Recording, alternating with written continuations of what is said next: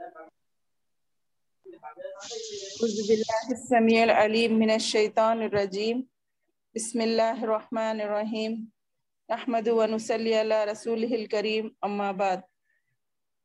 الحمدللہ، اللہ تعالیٰ کا شکر و احسان ہے۔ اللہ تعالیٰ نے ہم سب کو توفیق دی کہ ہم اپنے قیمتی اوقات میں سے، حالانکہ یہ اوقات قرآن سے بڑھ کر نہیں ہے ہمارے لیے، مگر ہم اس کو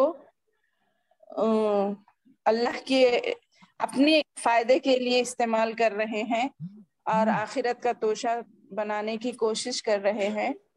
اللہ ہم تمام کی مدد فرمائے اور اس کا پڑھنا اور اس پر عمل کرنا ہمارے لیے آسان کر دے۔ میں تھوڑی سی بات آج سمجھاتے ہوئے آگے بڑھنا چاہتی ہوں۔ میری پیاری بہنوں، آواز آ رہی ہے؟ جی جی آ رہی ہے آواز۔ چلیے ٹھیک ہے۔ تو آپ لوگوں کو ایک بات یاد دہانی کر دوں کہ علماء نے ہمارے قرآن کے سلسلے میں ایک بات واضح کی ہے جو کہ ہم جانتے ہیں، مگر اس کو ایک طریقے سے آج سمجھنے کی کوشش کریں گے۔ ان تمام باتوں کو جوڑنے سے ہمیں یہ پتہ چلتا ہے کہ قرآن کا مسلمانوں پر در حقیقت 6 حقوق ہے۔ ٹھیک ہے، یہ سمجھنے والی بات ہے، اس لیے میں پہلے آپ لوگ جو ایکٹیو ہیں اپنے تمام دوسرے کاموں سے بری ہو کر یہ بات کی طرف متوجہ ہو جائیں۔ یہ بتانا چاہتی ہوں کہ قرآن کے 6 حقوق ہیں۔ حق کی جمع حقوق ہے، یعنی حق ہم جانتے ہیں، جیسا کہ ایک ماں باپ کا حق اولاد پہ ہوتا ہے، اولاد کا ماں باپ پہ، یعنی وہ چیزیں ضروری ہوتی ہیں، فرض کے برابر ہوتی ہے۔ تو قرآن کا مسلمانوں پر 6 طرح کا حق ہے۔ یہ صرف محض جزدانوں میں سجا کر، عطر میں ڈبا کر، الماریوں کی زینت کے لیے نہیں آیا ہے، بلکہ اس کا سب میں پہلا حق یہ ہے کہ قرآن حکیم پر ہم ایمان لائیں، اور دوسرا حق قرآن حکیم کو پڑھیں، تیسرا حق قرآن حکیم کو سمجھیں، چوتھا حق قرآن حکیم کے مطابق عمل کریں، پانچواں حق قرآن حکیم کو دوسروں تک بھی پہنچائیں، چھٹا حق قرآن حکیم کی جگہ پر کسی اور کتاب کو ہرگز ترجیح نہ دیں۔ ترجیح یعنی اس کا حق اس کو نہ دے، اس کا مقام، اس کا حقیقت دوسروں کو نہ دے۔ کیا ہم سے یہ حقوق ادا ہو رہے ہیں؟ جیسے تیسے کر کے پہلے 2 حق تو پھر بھی ادا ہو رہے ہیں۔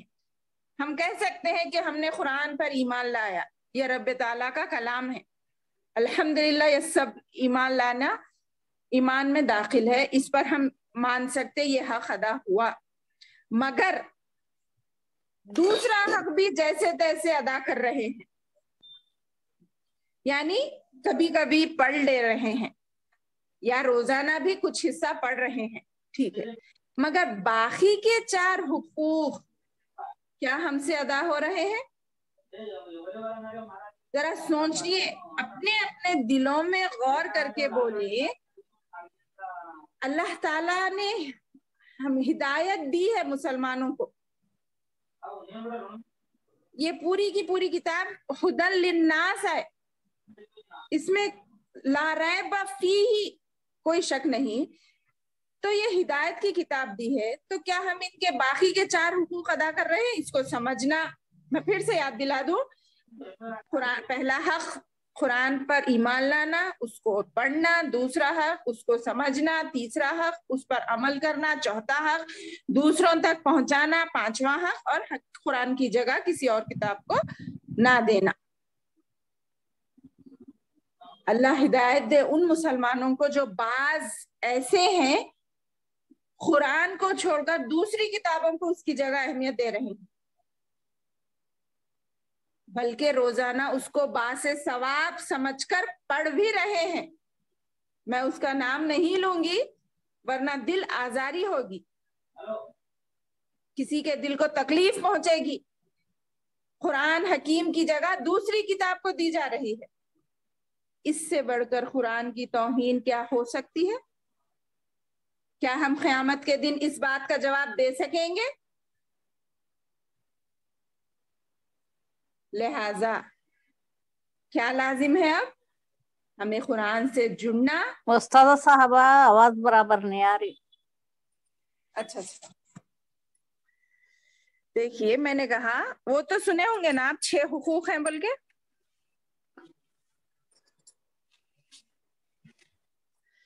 میں نے کہا قرآن کے ہم پر 6 حقوق ہیں. میں مختصر اب بیان کر رہی ہوں. قرآن حکیم پر ایمان لانا. آواز آ رہی ہے؟ جی میم آ رہی آواز کلیئر. قرآن حکیم کو پڑھنا. قرآن کو سمجھنا. تیسرا قرآن پر عمل کرنا. چوتھا قرآن کو دوسروں تک پہنچانا. 5واں حق. اور قرآن حکیم کی جگہ کسی اور کتاب کو ہرگز ترجیح نہ دینا. اس کی جگہ کسی اور کتاب کو نہ دینا. کیا یہ حقوق ہم سے ادا ہو رہے ہیں؟ یہ میرا سوال تھا. اور میں نے کہا بعض مسلمان ایسے ہیں جو قرآن کی جگہ کسی دوسری کتاب کو روزانہ باعث ثواب سمجھ کر پڑھ رہے ہیں. تو یہ قرآن کی سب میں بڑی توہین ہے. تو اب ضرورت اس بات کی ہے کہ ہم قرآن سے جڑے. اگر ہم ان کو یہ جواب دیں، وہ جو دوسری کتاب پڑھ رہے ہیں ان کا سوال یہ ہے کہ یہ قرآن صرف عالم لوگ پڑھ سکتے ہیں، یہ سب کو سمجھ میں آنے والی کتاب نہیں ہے، یہ کہتے ہیں. تو اس بات کو سمجھنے کے لیے ہم قرآن کو عقلی دلیل سے میں یہ بات بتانا چاہ رہی ہوں.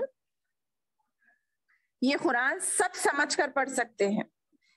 کیا میں آپ کو اس قرآن کو روز جو بھی بول رہی ہوں سمجھ میں نہیں آ رہا؟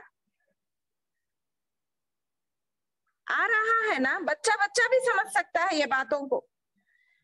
اور دوسری اہم بات یہ آپ لوگ جانتے ہیں کہ قرآن حکیم کن لوگوں پر نازل ہوا؟ اگر وہ اتنا ہی مشکل تھا تو پھر اللہ تعالیٰ اس کو امیوں پر کیوں نازل کرتے؟ امی کسے کہتے ہیں؟ ان پڑھ، جن کو پڑھنا لکھنا نہیں آتا. عرب کے تمام لوگ اس وقت ان پڑھ تھے. بالخصوص ہمارے نبی خود صلی اللہ علیہ وسلم امی تھے. ہم سن چکے ہیں امی یعنی ان پڑھ. ماں کے پیٹ سے جو باتیں سیکھ کر آتا ہے اس کو بھی امی کہتے ہیں. یعنی ماں سے جو تشبیہ دے کر یہ نام رکھا گیا ہے. ماں جو کھانا ماں کو دیکھ کر سیکھتا ہے اور اٹھنا بیٹھنا چلنا بات کرنا، بس اتنی معلومات ہوتی ہے اس کو، باقی دوسری کتابوں کی معلومات نہیں ہوتی. ایسے شخص کو امی کہتے ہیں. تو ہمارے رسول خود امی تھے، تو ان پر اللہ نے کیوں نازل کیا؟ آیت کیا ہے قرآن کی؟ وَالَّذِي بَعَثَ فِي الْأُمِّيِّينَ رَسُولًا مِّنْهُمْ. اور یہ وہ کتاب ہے جو نازل کی گئی امیوں میں، ان پڑھ لوگوں میں نازل کی گئی رسول پر. مگر انہوں نے اس کو سمجھا، اور ان سے بہتر ہم نہیں سمجھ سکتے. اور آج کل کے پڑھے لکھے دنیا کے میدان میں کافی عقل مندی کا ثبوت دینے والے مسلمان قرآن کو نہیں سمجھ سکتے. کیا یہ ان کا دلیل دل کو لگتی ہے؟ اور پھر قرآن بھی اس میں سورہ قمر میں کیا کہتا ہے؟ آواز برابر نہیں آ رہی استاد صاحبہ. میرے پاس تو کوئی پرابلم نہیں ہے. سب کو برابر نہیں آ رہی یا صرف خدیرہ بیگم کو نہیں آ رہی؟ صحیح آ رہی میم الحمدللہ. ایک بار ری جوائن کرو. آپ کا مائک بند کر دیتے.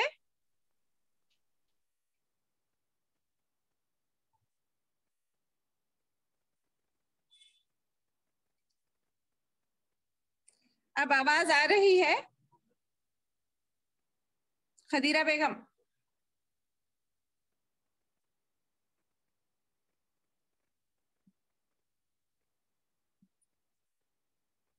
آپ لوگوں کو تو آ رہی نا برابر؟ الحمدللہ باجی صحیح سے. انشاءاللہ ان کو بھی آئے گی انشاءاللہ. وہ کافی دیر سے میوٹ نہیں تھا نا ان کا مائک، اس لیے شاید. اللہ مدد کرے ہماری، اعوذ باللہ من الشیطان الرجیم۔ اور اس کی دوسری دلیل میں یہ دے رہی تھی کہ سورہ قمر میں خود قرآن اللہ تعالیٰ کہتا ہے وَلَقَدْ يَسَّرْنَا الْقُرْآنَ لِلذِّكْرِ فَهَلْ مِن مُدَّكِرٍ۔ یہ 3 مرتبہ یہ آیت دہرائی گئی ہے اس سورے میں، آپ لوگ دیکھ سکتے ہیں۔ اس کا ترجمہ یہ ہے کہ اللہ تعالیٰ خود فرما رہے ہیں البتہ تحقیق ہم نے آسان کر دیا ہے قرآن کو ذکر کے اعتبار سے، اس کا پڑھنے کے اعتبار سے۔ کیا ہے کوئی نصیحت حاصل کرنے والا؟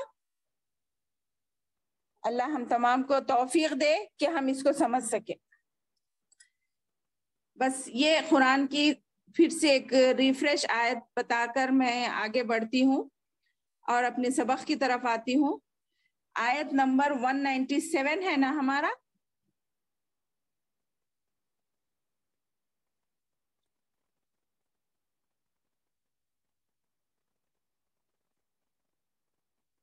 جی اعوذ باللہ من الشیطان الرجیم، یہاں سے پڑھنا ہے نا؟ الحج اشہر معلومات فمن فرض فیہن الحج فلا رفث ولا فسوق ولا جدال فی الحج وما تفعلوا من خیر یعلمہ اللہ وتزودوا فإن خیر الزاد التقوى واتقونی یا اولی الالباب۔ حسینہ یہاں سے ہے نا؟ جی میم 196 تک کمپلیٹ ہو گیا میم۔ ہاں 196 کمپلیٹ، یہاں سے پڑھنا ہے۔ چلیے، الحج حج، اشہر مہینے ہیں، معلومات معلوم مقرر، حج کے مہینے مقرر ہیں۔ فمن پس جو جس نے فرض لازم کر لیا فیہن ان مہینوں میں الحج حج کو تو کیا کرے؟ فلا تو نہ کرے، رفسا بے پردہ ہو، ولا فسوخا اور نہ گالی دے، ولا جدالا اور نہ جھگڑا کرے، فی الحج حج میں۔ وما تفعلوا، ایک منٹ، وما تفعلوا اور جو تفعلوا تم کرو گے، من خیرن نیکی سے، یعلمہ اللہ تو اسے جانتا ہے اللہ، وتزودوا اور تم زادرہ لے لیا کرو یعنی توشہ لے لیا کرو، فإن خیر الزادی بے شک بہتر، خیرہ مانے بہتر، زادی توشہ، زادرہ التقوی تقوی ہے، واتقونی پس مجھ سے ڈرو، یا اولی الالباب اے عقل والو۔ آسان ترجمہ دیکھیے، حج کے مہینے مقرر ہیں، پس جس نے ان میں حج لازم کر لیا تو نہ وہ بے پردہ ہو اپنی بیوی سے، نہ گالی دے، نہ جھگڑا کرے حج میں، اور تم جو نیکی کرو گے اللہ اسے جانتا ہے، اور تم زادرہ لے لیا کرو، بے شک بہتر زادرہ تقوی ہے، اے عقل مندو مجھ سے ڈرتے رہو۔ ان آیت میں کیا بتا رہے ہیں کہ حج کے مہینے مقرر ہیں۔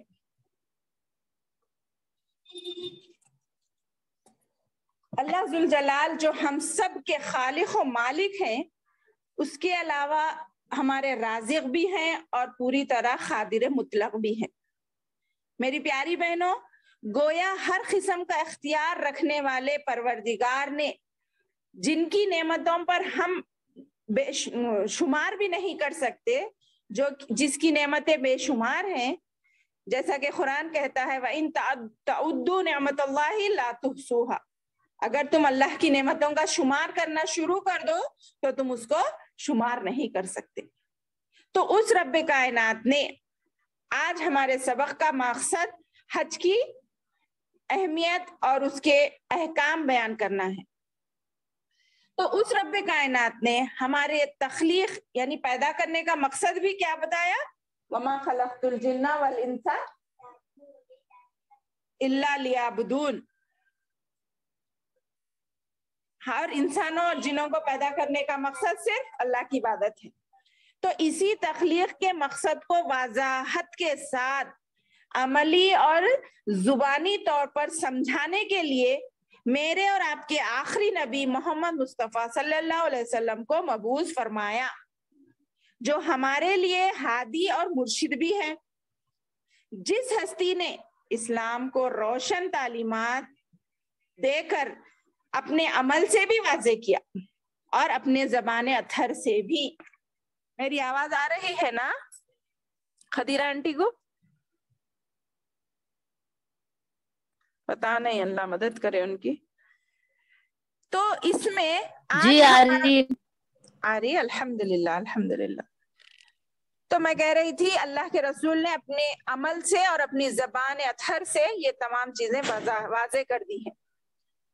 تو آج ہم اسلام کے ان 5 ارکان جو کہ توحید، نمبر 1 توحید اور ایمان، نمبر 2 نماز، نمبر 3 زکوٰۃ، نمبر 4 روزہ اور نمبر 5 حج ہے۔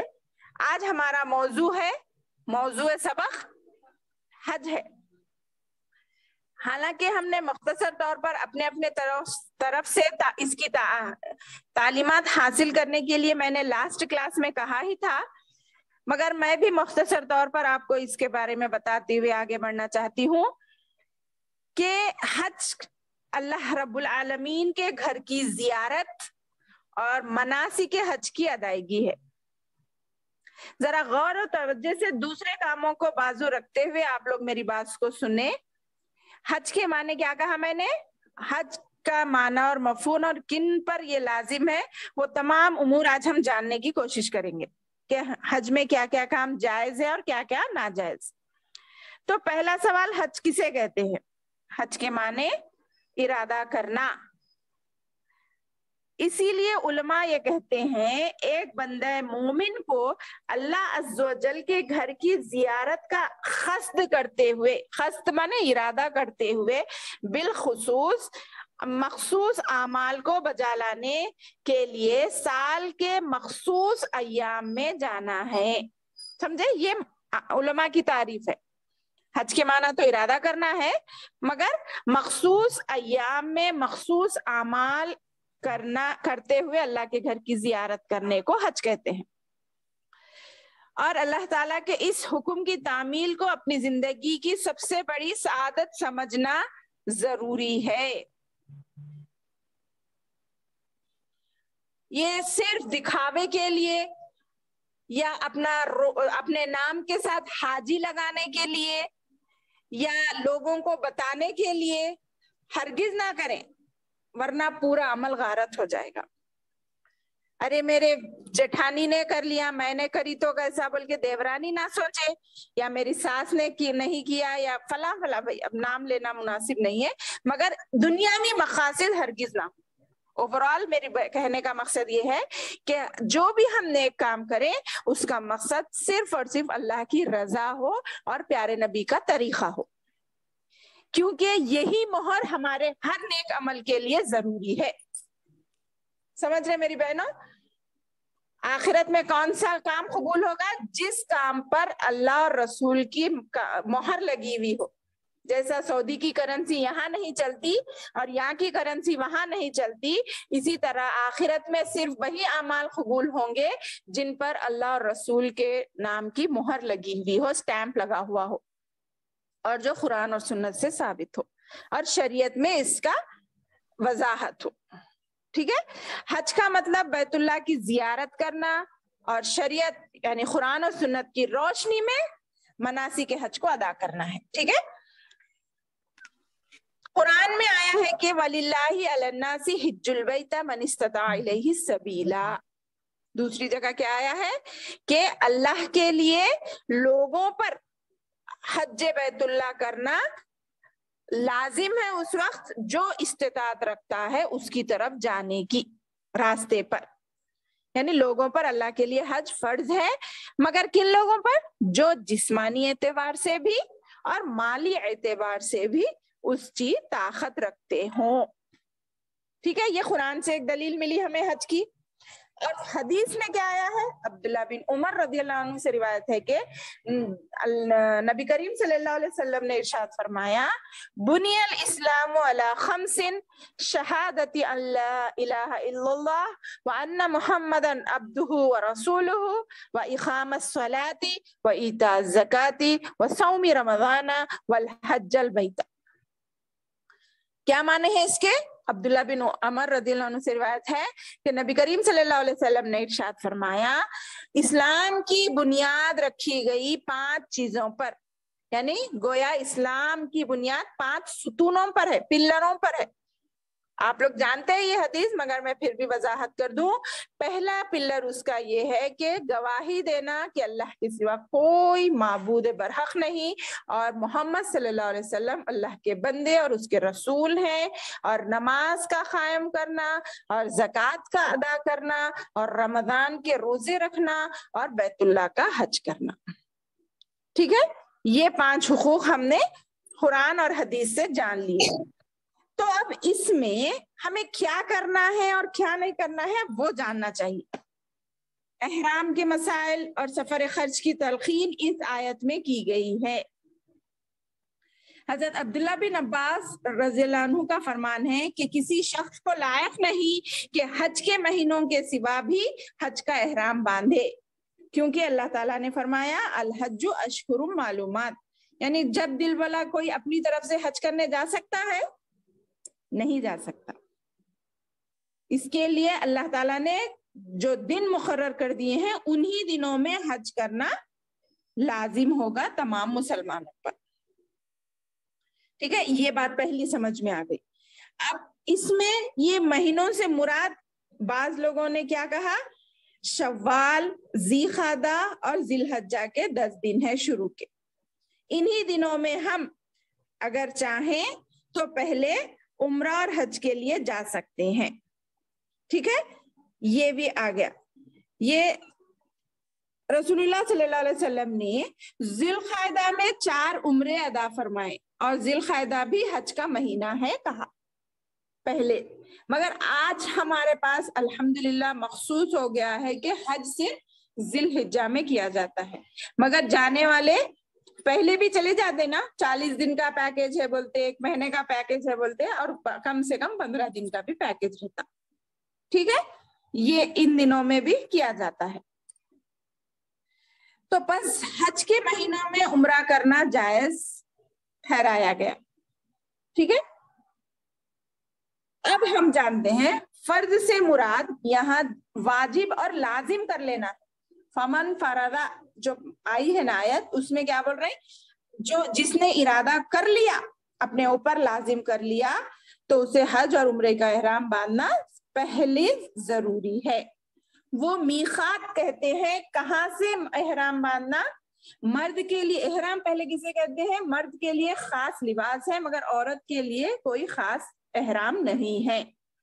یہ ہم اور آپ جانتے ہیں، عورت اپنی اسلامی لباس میں ہی حج کے لیے جا سکتی ہے. مگر مردوں کے لیے وہ 2 خاص چادریں ہیں جو ہم اور آپ الحمدللہ لاکھوں مرتبہ دیکھ چکے ہیں، جس میں اسلام کی مساوات ظاہر ہوتی ہے اور ایک سیلاب کی طرح، سمندر کی طرح مسلمانوں کا جھنڈ اسلام کی گواہی دیتے ہوئے اتنا پیارا منظر نظر آتا ہے. وہ حج کے ایام میں، چاہے وہ مینا میں لے لیجئے، چاہے وہ مزدلفہ میں لے لیجئے، چاہے وہ عرفات میں لے لیجئے، یا چاہے خانہ کعبہ کا طواف ہی لے لیجئے. یہ سب سے بڑی اللہ تعالیٰ کی بڑائی بیان کرنے کی نشانی ہے، سب میں بڑی. اتنا میجورٹی سے کوئی دوسری عبادت ہماری ظاہر نہیں ہوتی جتنی حج کے مہینوں میں ہوتی ہے. الحمدللہ اللہ اس کو پھر سے بحال کر دے.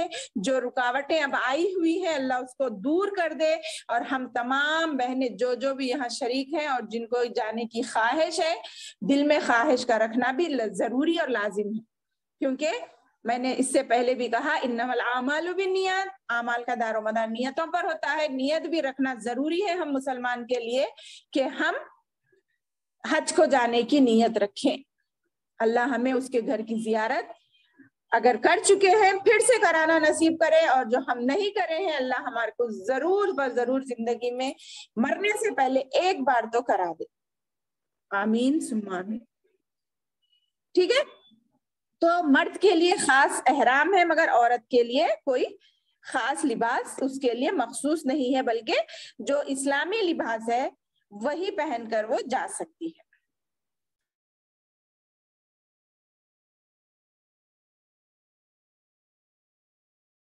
میں وہ ویسٹ رنگ کے کرتا پیجامہ لینے کا ترجیح دی گئی ہے۔ ٹھیک ہے، یہ میری بات تھی، میں اس کو بتا رہی تھی، مگر دوسرے بھی کپڑے رنگ کے پہن سکتی ہے عورتیں۔ حج کا احرام باندھنا، اب اس کے بعد کیا کرو بول رہی، فلا رفسا، پہلا کام ہے بے پردہ ہونا۔ رفس اصل میں کس کو بولتے ہیں معلوم آپ کو؟ جماع کہتے ہیں، مراد جماع ہے۔ یعنی قرآن میں اور ایک جگہ روزوں کے احکام میں کیا آیا تھا، احل لکم لیلۃ الصیام الرفث الی نسائکم، یعنی روزے کی راتوں میں اپنی بیویوں کے پاس جانا تمہارے لیے حلال کر دیا گیا ہے، مگر سن لیجئے، غور سے سنیے، احرام کی حالت میں جماع اور بیوی کے پاس جانا تو دور کی بات ہے، وہ تمام کام بھی حرام ہے جو اس کی طرف لے جاتے ہیں۔ یہ اپنی بیوی کے ساتھ بتا رہی ہوں میں، غیر عورت تو دور کی بات ہے، اللہ حفاظت فرمائے، خود کی بیوی کے ساتھ بھی یہ کام نہیں کر سکتے حج کے مہینے میں، جیسے مباشرت کرنا یا بوسہ دینا، یا ان باتوں کا عورتوں کی موجودگی میں ذکر کرنا، صرف ذکر کرنا بھی پیار محبت کی باتوں کا۔ اور بعض نے مردوں کے مجموعے میں بھی ایسی باتیں کرنے کو رفث میں داخل کیا ہے۔ آپ سن لیں، رفث کا ادنا درجہ یہ ہے کہ جماع وغیرہ کا ذکر بھی کیا جائے، یا فحش باتیں کرنا، دبی زبان سے ایسے ذکر کرنا، یا اشارے کنایوں میں جماع کا ذکر کرنا۔ اپنی بیوی سے بھی کہنا، احرام کھل جائے تو اپنی بیوی سے کہنا بھی ناجائز حرام ہے۔ چھیڑ چھاڑ خود اپنی بیوی سے کرنا بھی، یہ سب رفث میں داخل ہوتے ہیں۔ دیکھ رہے ہیں کتنی سختی ہے، کیوں؟ پہلا سوال ہوتا ہے یہ کیوں؟ تاکہ ہم پورے اخلاص کے ساتھ، پوری یکسوئی کے ساتھ حنیف دین بن کر اللہ کی عبادت کرے۔ یہ دنیا کے رشتے، دنیا کی محبتیں چند دنوں کے لیے بازو رکھ دیں اور اپنے عمل میں پورا اخلاص آ جائے۔ اگر یہ باتیں ہمیں پہلے سے ہی پتہ چل جائیں تو ہم اس طرف دھیان بھی نہیں دیں گے۔ اس لیے یہ تک کرنا خود کی بیوی سے بھی حرام ہے۔ اگر خدا نخواستہ اگر حج کے دوران نے کوئی ایسا کام کیا تو اس کا حج بھی قبول نہیں ہوگا، بلکہ اس کو دوسرے کفارے بھی ادا کرنا ہوں گے۔ پورے حج کے مناسک ادا کرتے ہوئے بھی پھر اس کو گناہ گار ہوگا وہ، اور اس پہ کفارے بھی لازم آتے ہیں۔ تو یہ اس کی اتنی قباحت ہے بول کر اشارہ اور کنایا تک کو بھی منع کیا گیا ہے۔ اگر کسی سے غلطی ہو جائے تو پھر وہ دوبارہ حج کرے، اس کا حج ادا نہیں ہوا۔ یہ تمام باتوں کا مقصد صرف اور صرف پوری توجہ اور اہتمام اور اخلاص کے ساتھ، دل جوئی کے ساتھ پورے کے پورے ہم اللہ کے ہو جائیں، اللہ کی عبادت میں کچھ بھی ذرہ برابر ملاوٹ نہ ہو۔ پھر آگے بتا رہے ہیں، یہ تو رفث کا بات تھی، آگے کہا ولا فسوخ، اور نہ گالی دے۔ اب گالی میں کیا کیا چیزیں داخل ہوتی ہیں وہ سنیے۔ فسوق کے معنی عصیان، نافرمانی کے ہیں، اسی لیے کہا گیا نا وہاں پہ شکار کرنا بھی منع ہے، گھاس توڑنا بھی منع ہے، کعبۃ اللہ کے پاس گالی گلوچ یا بدزبانی وغیرہ کرنا، یہ تمام چیزیں فسق میں داخل ہوتی ہیں۔ گالی دینا، اور ہم تو جانتے ہیں مسلمان کو گالی دینا عام طور پر بھی فسق ہے، اور اس کا قتل کرنا کفر ہے۔ اللہ کے سوا دوسروں کے تقرب کے لیے جانوروں کو ذبح کرنا بھی فسق میں آتا ہے. وہاں جا کر اگر ہم اللہ کے علاوہ کسی اور کا نام لے کے ذبح کریں گے آپ سے نافرمانی ہو گئی, آپ گناہگار ہو گئے. کیونکہ قرآن کہتا ہے او فسقا احل لغیر اللہ بہ, یعنی یہ بھی فسق ہے کہ تم کسی غیر اللہ کے نام پر ذبح کرو. اور کیا کیا چیزیں فسق میں داخل ہوتی ہے؟ فا سین قاف, یہاں دکھ رہا ہے نا, وہ الگ ہے, وہ ایکسٹرا ہے, مگر اصل اس کا مادہ فسق ہے. بد القاب سے کسی کو پکارنا بھی, برے القاب سے, وہ بھی فسق ہے. کیونکہ قرآن کیا کہتا ہے؟ وَلَا تَنَابَزُوا بِالْأَلْقَابِ. اور مختصر یہ کہ اللہ تعالیٰ کی ہر نافرمانی فسق و فجور میں داخل ہے. گویا فسق تو ہر وقت حرام ہے, لیکن حرمت والے مہینوں میں اس کی حرمت اور بڑھ جاتی ہے. یہ بتانا مقصد ہے میری بہنوں. آپ جانتے ہیں نا سورہ حج کی آیت, جب سے دنیا بنی ہے اس وقت سے اللہ تعالیٰ نے 12 مہینے بنائے, اس میں سے 4 مہینوں کو حرمت والے مہینے بنایا, جس میں سے رجب, ذی القعدہ, ذی الحجہ اور محرم ہے. اس میں کیا مقصد تھا ان کو محترم حرام بنانے کا؟ کہ اس میں لوگ پہلے تو عام طور پر ہر وقت لڑائی جھگڑا, خون مارا پیٹی چلتی تھی, تو ان کو روکنے کے لیے چند مہینوں کو خاص کر اس میں زیادہ سے زیادہ عبادت کرو. حالانکہ دوسرے وقت بھی وہ حرام ہی ہے, مگر بچانے کے لیے, ان کو اس وقت روکنے کے لیے یہ حرام کیا گیا. تو اس میں وہ لوگ بچتے تھے, زیادہ لڑائی جھگڑا نہیں کرتے تھے, مار پیٹ نہیں کرتے تھے, گالی گلوچ نہیں دیتے تھے. ایسا عادت ہوتے ہوتے ہمیشہ کے لیے عادت پڑ جاتی بول کے یہ مقصد تھا. مگر آج کل ہم کون سا مہینہ نہیں دیکھتے, کون سا دن نہیں دیکھتے, کون سا وقت نہیں دیکھتے, کس کے سامنے ہے نہیں دیکھتے. اگر کوئی ہمیں ذرا 1 انچ کی بھی تکلیف دے گا تو ہم اس کو 10 سنا دیں گے. مگر یہ کیوں معلوم؟ شیطان جس چیز کی طرف اللہ تعالیٰ روکنا چاہتا ہے وہیں اس کو چھیڑتا ہے. آج کل آپ سنے ہی ہوں گے بہت سے لوگوں سے, حج کے موقع پہ کتنی بھیڑ بھاڑ رہتی, کتنی سہولتیں سعودی عرب مہیا کرنے کے باوجود بھی لوگوں کو تکلیف ہوتی ہے. کیونکہ وہ لوگوں کا اتنا ہجوم جو ہوتا ہے نا, ہر کوئی عبادت کے لیے آتا ہے, کیونکہ وہاں کے صرف کعبے کو دیکھنا بھی نیکیوں میں شمار ہے نا. وہاں کی نماز عام مسجدوں کی نماز سے 1 لاکھ درجے بڑھ کے ہے نا. یہ لوٹنے کے لیے سب آتے ہیں, تو ان کو تحمل سکھایا جا رہا ہے میری بہنوں. یہ بہت بڑی عبادت ہے, بہت اہم عبادت ہے. ہمیں ابھی سے اس بات کی پریکٹس کر لینی چاہیے, کیونکہ ہم ارادہ رکھتے ہیں اللہ کے گھر کو جانے کا. اگر کسی سے ہمیں تکلیف بھی پہنچے تو ہمیں درگزر کرنا چاہیے, خاص کر ان دنوں میں وہاں پر. حالانکہ ہمیشہ معافی کا درجہ رکھنا ہے, مگر وہاں پہ ہو تب اور زیادہ ہمیں تحمل کی ضرورت ہے. کوئی ہماری جگہ لے لیا, یا ہم باتھ روم کی لائن میں ٹھہرے, کوئی ہم سے پہلے جانے کی کوشش کر رہا ہے, اگر ہمیں صبر کی طاقت ہے ہمیں رکنا چاہیے. کوئی کسی کو کھانا نہیں مل رہا, اگر ہمیں ہماری طاقت ہے ہمیں دینا چاہیے.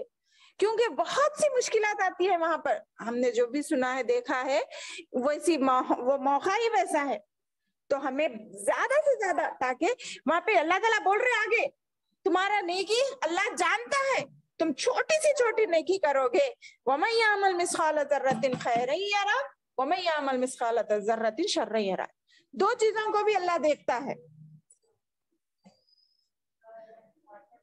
تو اس لیے ہمیں اس بات کا خیال رکھنا ہے کہ ہم زیادہ سے زیادہ صبر و تحمل کر کے زیادہ نیکیاں جمع کریں, کیونکہ وہ موقع پھر ملے یا نہ ملے.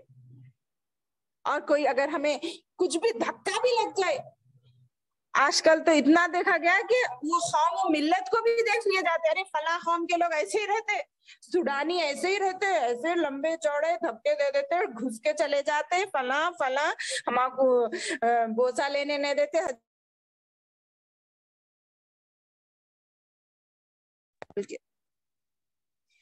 یہ باتیں ایک شخص کر رہا, وہاں پہ دھکا لگ گیا, شاید اللہ مرض ہو گیا سمجھ کے معاف کرنے کے بجائے پوری قوم کو گن دیتے ہم. کتنی بے صبری ہے ہمارے اندر. ارے صبر صبر مولانا کب تک پوچھے ایک شخص نے, تو مولانا نے کیا جواب دیا؟ صبر جب تک جہاں تک ہم خبر میں نہ چلے جائیں. صبر کب تک؟ جب تک ہم خبر میں نہ چلے جائیں تب تک صبر ہی کرنا ہے ہمیں دنیا میں.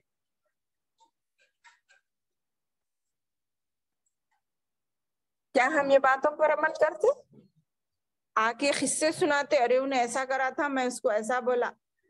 نہیں نہیں, بالکل نہیں. جب بھی نہ بولے اور آ کر بھی نہ سنائیں, اور اللہ مٹا دیتا ہے وہ جو تکالیف آپ سے ہوئی ہیں اس کو بھلا دیتا ہے آپ سے. تو کیوں نہ پھر ہم وہ پوری مزہ لیں, پورا نیکیاں لوٹیں جس کا وعدہ اللہ نے ہم سے کیا ہے. اپنے آپ کو ایسا حج کرائیں جس میں نہ رفث ہو, نہ فسوق ہو, نہ فجور ہو, اور نہ ہی جدال ہو. اللہ ہم تمام کو ان باتوں کا خیال رکھنے والا بنائے. تو ہم جان رہے تھے کہ فسق ہر وقت حرام ہے, لیکن حرمت والے مہینوں میں اس کی حرمت اور بڑھ جاتی ہے, کیونکہ اللہ تعالیٰ فرما رہا وَلَا تَظْلِمُوا فِيهِنَّ أَنفُسَكُمْ, ان حرمت والے مہینوں میں اپنی جان پر ظلم نہ کرو.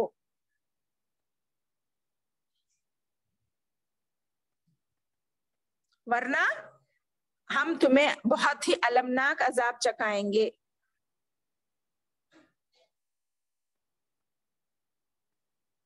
اسی لیے کیا کہا گیا؟ فسق سے وہ کام ہے جو احرام کی حالت میں منع ہے. وہ کیا کیا ہے؟ شکار کھیلنا, اور بال منڈوانا, یا کتروانا, یا ناخون کاٹ لینا. وقت سے پہلے, ہر چیز کا وقت ہوتا ہے نا, اس سے پہلے بھی اگر کر لیے یہ کام تو وہ آپ کا حج میں خرابی آ گئی سمجھنا. گویا ہر گناہ سے ان دنوں میں روکا گیا ہے. بخاری اور مسلم میں ہے, جو شخص اس بیت اللہ کا حج کرے, نہ رفث کرے, نہ فسق کرے, نہ وہ گناہوں سے ایسا تو وہ گناہوں سے ایسا نکل جاتا ہے جیسے اپنے پیدا ہونے کے دن تھا. دیکھ رہے وہ جو صبر کرے, آپ وہ جو تکلیفیں برداشت کرے, اس کا اجر کیا دے رہے اللہ تعالیٰ؟ بخاری اور مسلم صحیحین میں یہ حدیث آئی ہے, جو بیت اللہ کا حج کرے اور اس میں نہ رفث کرے نہ فسق کرے تو وہ گناہوں سے ایسا نکل جاتا ہے جیسے اپنے ماں کے پیٹ سے پیدا ہوا تھا. پھر ارشاد ہوتا ہے حج میں جھگڑا بھی نہیں کرنا چاہیے, ولا جدالا, بلکہ جو آیا نہیں, یعنی حج کے وقت حج کے ارکان میں کوئی جھگڑا نہ کرے. اس کا پورا بیان اللہ تعالیٰ نے فرما دیا ہے کہ حج میں کیا کرنا ہے. سمجھ میں آ گیا نا؟ یہ نہیں کرنا. یعنی یہ بھی نہیں کرنا کہ مزدلفہ جانے کے وقت مینا چلے گئے, مینا جانے کے وقت عرفات چلے گئے, اپنی طرف سے کوئی کام نہیں. جیسا قرآن اور حدیث میں آیا ہے اور جس راہ پر ہمارے طریق ابراہیم علیہ السلام نے حج کر کے بتایا ہے, اس طریقے سے ہمیں حج کرنا ہے. وہ تمام ارکان حج اور ٹھہرنے وغیرہ کی جگہیں بیان کر دی گئی ہیں, اسی لیے اس کا پڑھنا جانے سے پہلے ہم سب پر لازم ہے. نہ حج کے دنوں کو آگے پیچھے کرے, نہ جھگڑے وغیرہ میں اپنی کوئی نئی راہ نکالے. تو مطلب یہ بیان کیا گیا کہ حج کے سفر میں آپس میں کبھی بھی جھگڑا نہ کریں, ایک دوسرے کو غصہ نہ دلائیں, نہ ہی ایک دوسرے کو گالی دیں, ڈانٹ ٹپٹ کریں, مگر اپنے ساتھ توشہ ضرور لے لیں. کون سا توشہ؟ پھر کیا بول رہے؟ نہیں, وَمَا تَفْعَلُوا مِنْ خَيْرٍ يَعْلَمُهُ اللَّهُ. اب کن کن باتوں سے روکا گیا تھا بتا دیے, اب کرنے کے بارے میں بتا رہے. نیکی کو چند نیکیاں بلکہ مخصوص نہیں کرے یہاں پر, یعنی فلاں نماز پڑھو, وہ کرو, یہ قرآن کی تلاوت کرو, بلکہ نئی بازا کرے. خیر کون سا بھی ہو سکتا, بولی نا میں, اپنی باری کسی کو دے دینا, اپنے سونے کی جگہ کسی کو دے دینا, یا اپنی بلینکٹ کسی کو دے دینا, یا اپنا کھانا کسی کو دے دینا, یا اپنی دوا کسی کو دے دینا. کون سی بھی نیکی کا کام ہو جس سے دوسروں کو بھلا ہو, وہ عام رکھا گیا ہے. بھلائی میں نیکی کو عام رکھ کر, من خیرن کہہ کر عام رکھ دیا گیا. چھوٹی سے چھوٹی نیکی بھی کر سکتے آپ, بڑی سے بڑی نیکی بھی کر سکتے.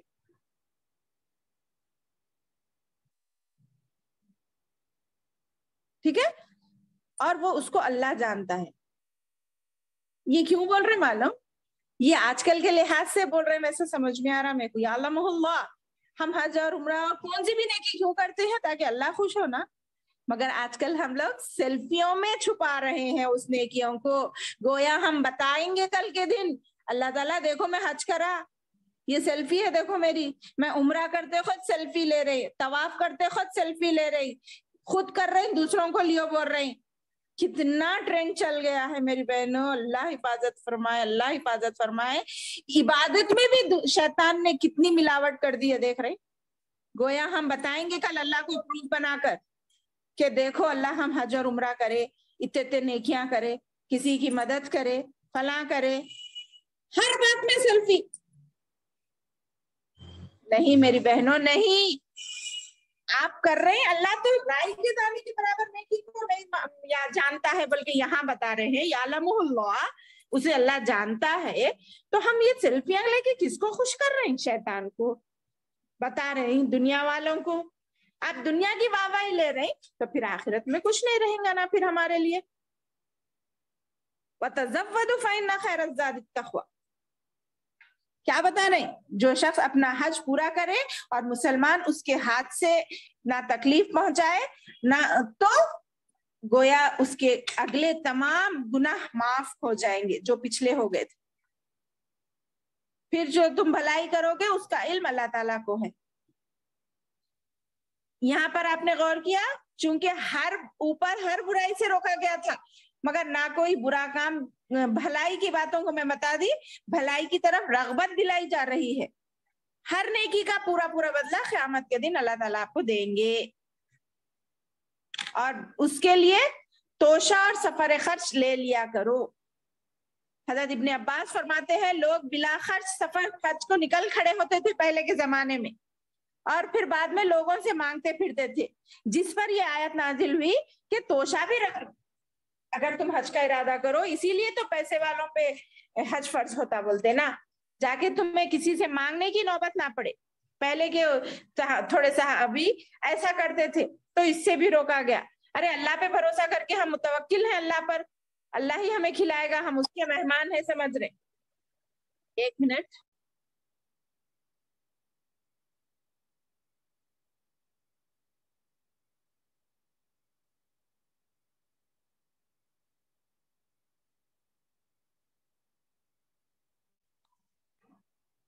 کال آ گیا تھا. آواز آ رہی ہے؟ جی میم آ رہی میم.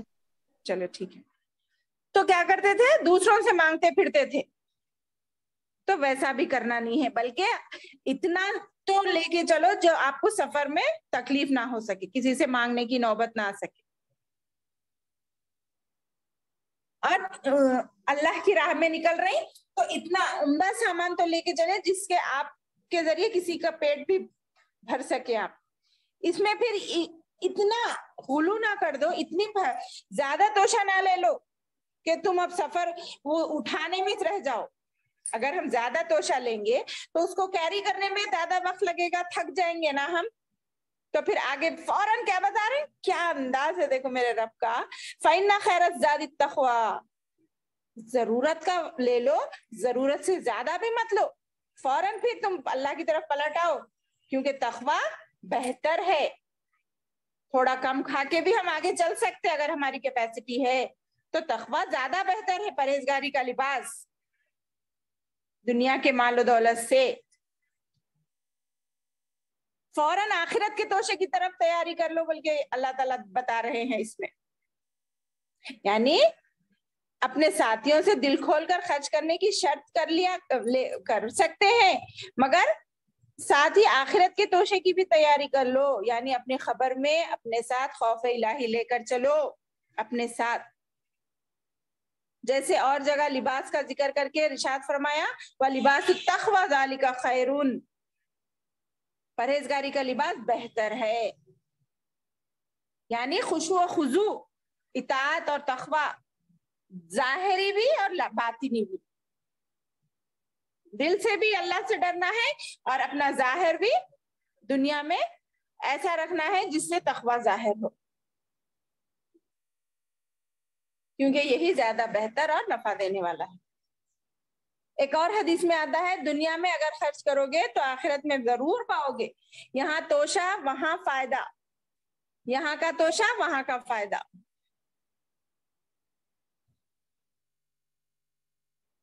ایک مسکین صحابی نے اس بات پر کہا یا رسول اللہ صلی اللہ علیہ وسلم میرے پاس تو کچھ بھی نہیں ہے، تو آپ نے فرمایا اتنا تو ہونا چاہیے جس سے کسی سے تمہیں سوال کرنے کی نوبت نہ آئے۔ ٹھیک ہے، یہ بات ہے۔ کتنی اچھی اچھی باتیں اللہ تعالیٰ ہمیں سکھا رہا ہے، اگر ہم ان باتوں پر عمل کر لیں تو دنیا بھی کامیاب، آخرت بھی کامیاب۔ ٹھیک ہے، آگے دیکھتے ہیں۔ آج ایک رات میں جتنا ٹائم ہو گیا، اللہ رحم کر۔ واتقونی یا اولی الالباب، اب آخر میں یہاں کیا بتا رہے ہیں؟ پس ڈرو تم اے عقل مندو۔ تو ایک بات یہ بھی سمجھ میں آ رہی، عقل مند لوگ ہی اللہ سے ڈرتے ہیں، جو اللہ سے نہیں ڈرتے گویا وہ بے وقوف ہیں۔ یہ بات ہی سمجھ میں آ رہی نا، واتقونی، نون کے بعد میں یا تھا مگر اس کو حذف کر دیا گیا عربی گرامر کے لحاظ سے۔ کیا سمجھ میں آیا؟ عقل مند لوگ ہی اللہ سے ڈرتے ہیں، عقل مندی ان کا ثبوت یہ ہے کہ وہ اللہ سے ڈریں، اور جو اللہ سے نہیں ڈرتا وہ گویا اپنے بے وقوف ہے اللہ کی نظر میں اور نیک لوگوں کی نظر میں بھی۔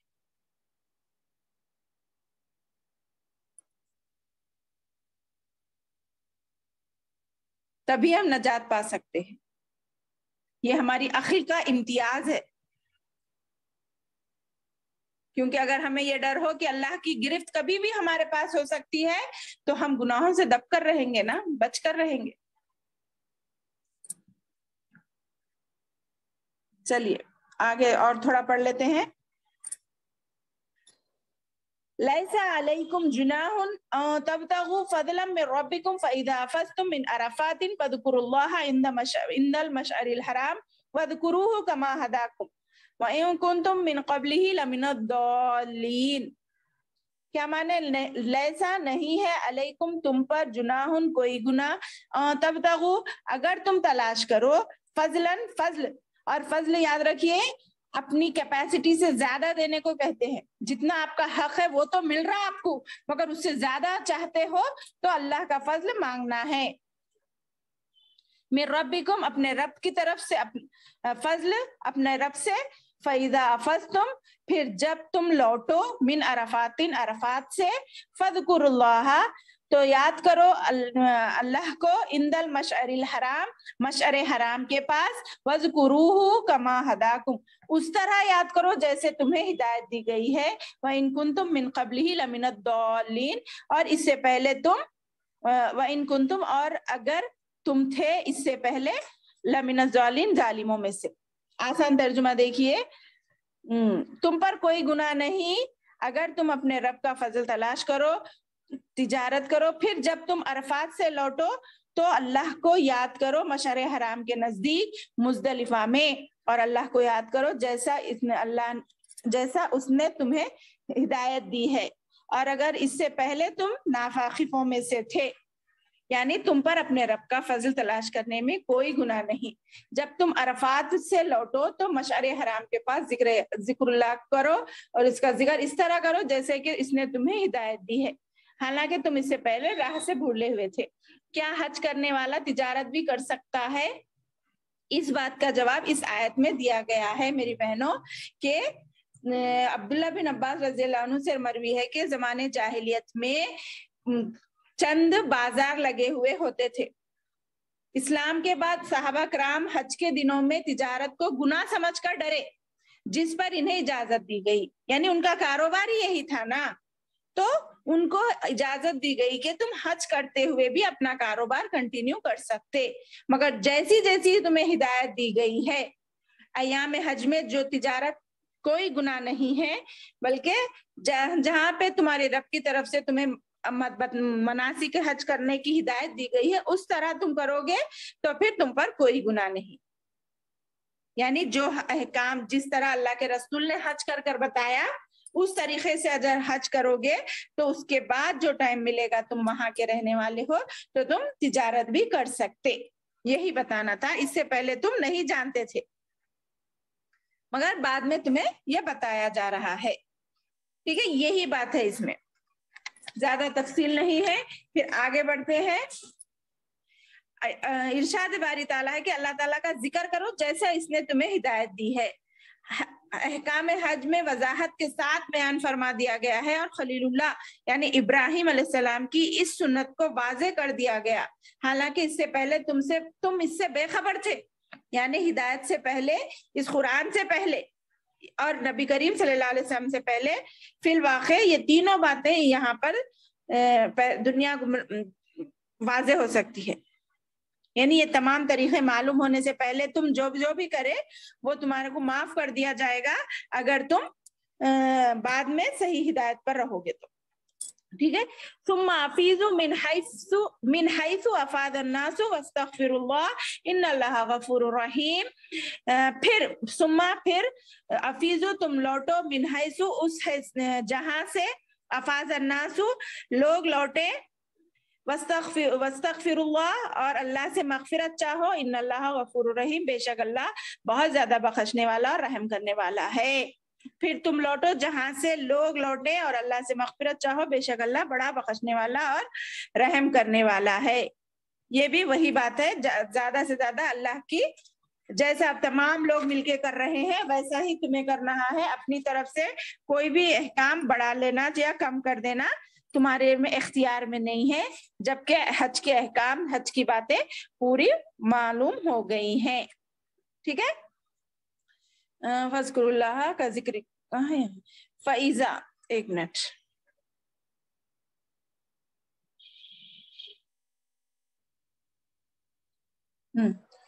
فَإِذَا پھر جب خَزَيْتُم مَنَاسِكَكُم تم پورا کر چکو حج کے مراسم پورے احکام, فذکر اللہ تو ذکر یاد کرو اللہ کو, کا ذکرکم جیسی تمہاری یاد ہے, آباکم اپنے باپ دادا کی, او اشد ذکرا یا زیادہ اس سے بھی, اپنے ماں باپ کو اپنے رشتہ داروں کو جیسا تم یاد کرتے ہیں اس سے زیادہ تم اللہ کو یاد کرو. فَمِنَ النَّاسِ مَن يَقُولُ کیونکہ لوگوں میں سے بعض لوگ کہتے ہیں ربنا آتنا فی الدنیا وما لہ فی الآخرہ, لوگوں میں سے بعض کہتے ہیں ربنا اے ہمارے رب, آتنا ہمیں عطا کر, فی الدنیا دنیا میں, تو ان کے لیے, وما لہ تو نہیں ہے ان کے لیے, فی الآخرتی آخرت میں, من خلاق کوئی حصہ. اور ومنہم اور ان میں سے بعض کہتے ہیں من یقول ربنا آتنا فی الدنیا حسنہ وفی الآخرۃ حسنہ وقنا عذاب النار, تو ان لوگوں میں سے بعض جو کہتے ہیں اے ہمارے رب ہمیں عطا کر دنیا میں بھی نیکی بھلائی اور وفی الآخرۃ حسنہ اور آخرت میں بھی بھلائی, وقنا عذاب النار اور ہمیں بچا لے آگ کے عذاب سے. اس کے ترجمہ دیکھیے, آسان ترجمہ,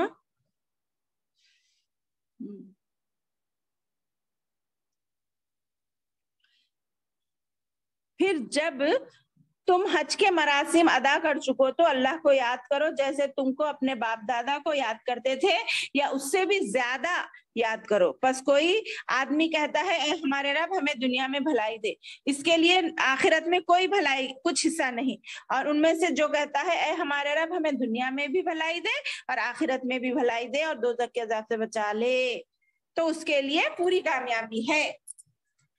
دیکھ رہے, اولئک لہم نصیب مما کسبوا واللہ سریع الحساب. کیا آخری آیت یہاں تک رکتے ہیں, نصف ہو جائے گا. کیا ہے اس میں, اولئک لہم نصیب, تو ان کے لیے حصہ ہے, مما کسبوا جو کچھ انہوں نے کمایا, اور اللہ جلد حساب لینے والا ہے.